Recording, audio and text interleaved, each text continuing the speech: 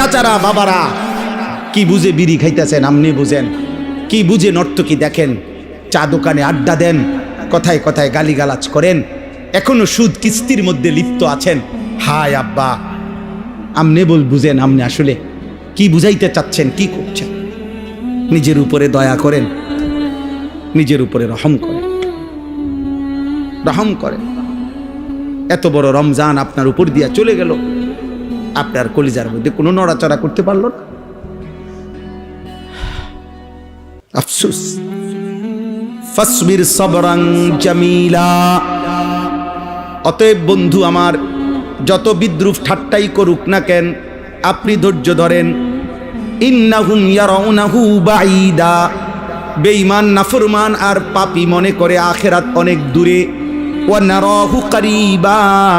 অথচ আমি আল্লাহ নিজ চোখে যেন দেখতেছি আখিরাত কাছে, আখিরাত কাছে।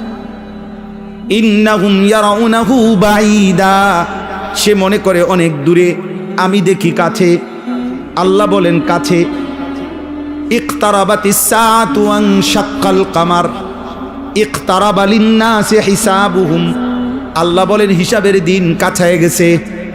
নবী সাল্লাল্লাহু আলাইহি সাল্লাম বলেন, এই দুই আঙ্গুলের মাঝখানে যেমন কোনো ফাঁকা নাই, আমি মুহাম্মদ আর আখিরাতের মাঝখানে এমন ফাঁকা নাই, এতটা কাছাকাছি। কারণ 1450 বছর হোক আর আরো কিছুদিন হোক, আখিরাতের 50,000 বছরের তুলনায় তো এটা কিছুই না। আর দ্বিতীয়ত এটাও একটা বিষয় যে যে যখন মৃত্যুবরণ করে তার আখিরাত তো শুরুই হয়ে গেল, সে তো আর দুনিয়ায় ফিরবে না। তা এরপরে দুনিয়া থাকলেই কি, ইসরাফিল ফু না দিলেই কি, আপনি তো আর আইতেন না। কথা বোঝেন নাই? আমার মৃত্যুর পরে যদি আরো 500 বছর পরেও ইসরাফিল ফু দেয় দোক না, কিন্তু আমি তো নাই, তো আর দুনিয়া ভোগ করার সুযোগ আছে আমার? তো তার লাভ। এরপরে দুনিয়া থাকলেই কি না থাকলেই, আমি তো মরে গেছি। ইয়াউমা তাকুনুস সামাউ কাল মুহল ওয়া তাকুনুল জিবালু কাল ইহন ওয়া লা ইয়াসআলু হামিমুন হামিমা ইউবাসসারুনাহুম। এখানে আল্লাহ তিনটা কথা বলছে। শোনো বান্দা, যেদিন ইসরাফিল ফু দিবে, কিয়ামত শুরু হবে, তো 7 আসমান তামা সীসা আগুনের মধ্যে গলাইলে যেরম গলে গলে পড়তে থাকে, 7 আসমান এভাবে গলিত তামার মতো গলে গলে পড়তে থাকবে। 1 2 ওয়াতাকুনুল জিবালু কাল ইহন। তুলা তুলা, লেফ তোষকের তুলা যেরকম লেফ তোষক বানাইবার আগে ধুনায়, ধুনানো বুঝেননি? মেশিন দিয়া হোক আর বাইরে ইয়া হোক, ধুনায় না?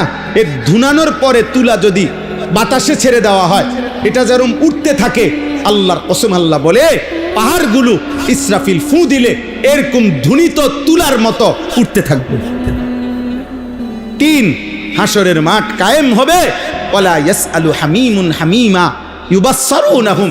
পৃথিবীতে যার সাথে যার কলিজার বন্ধুত্ব ছিল, সর্বোচ্চ ঘনিষ্ঠ বন্ধুত্ব ছিল, সেই আপন বন্ধু ওই বন্ধুকে সচক্ষে কাছে দেখবে, কিন্তু খোদার কসম একজন আরেকজনকে কিছুই জিজ্ঞেস করবে।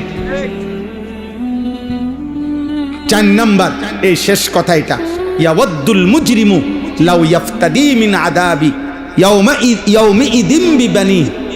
আল্লাহ তাআলা বলেন, সেদিন পাপী, মুজরিম, নাফরমান, পাপী, বেঈমান আল্লাহর আযাবের দৃশ্য জাহান্নামকে যখন নিজ চোখে দেখবে, তখন একটা চিৎকার দিবে আর বলবে, আল্লাহ আমার ছেলে মেয়ে সবগুলারে জাহান্নামে দিয়ে দেন, আমার স্ত্রীকে জাহান্নামে দিয়ে দেন, আমার ভাই বোন পরিবারকে জাহান্নামে দিয়ে দেন, আমার বংশের গোষ্ঠীর সকলকে জাহান্নামে দিয়ে দেন।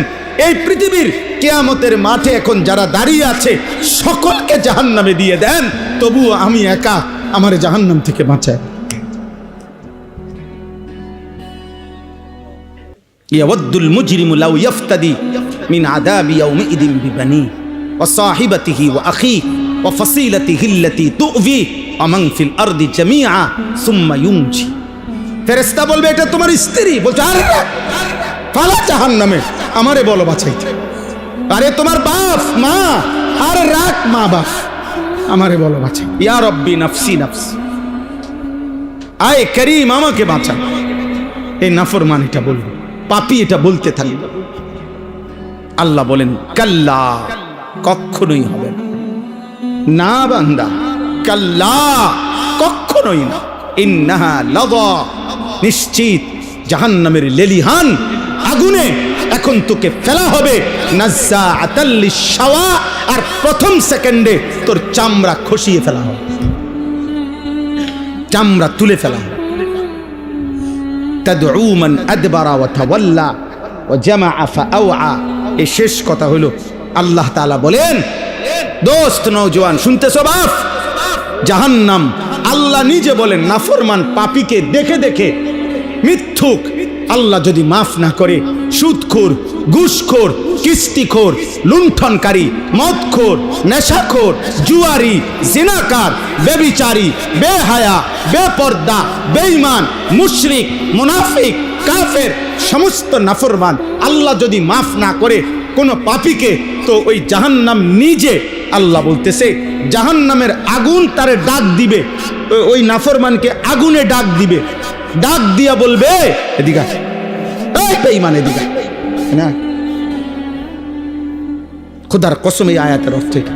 তাদউ মানে জাহান্নাম ডাকবে, মান আদবারা ওয়া তাওয়াল্লা, যে আল্লাহর একটা একটা হুকুম থেকে মুখ ফিরাইয়া নিছিল, ওয়া জামাআ ফাআওয়া, দুনিয়ার জীবন শুধু সম্পদ জমা করে আগলাইয়া রাখছিল, দুনিয়াটারে খুঁট দিয়া ধরে রাখছিল, দুনিয়া ছাড়তে চায় নাই, সম্পদ ছাড়তে চায় নাই। কিসের হালাল কিসের হারাম, কিসের যাকাত কিসের সাদকা, কিসের হজ কিসের উমরা, কিসের দান কিসের সাদাকা।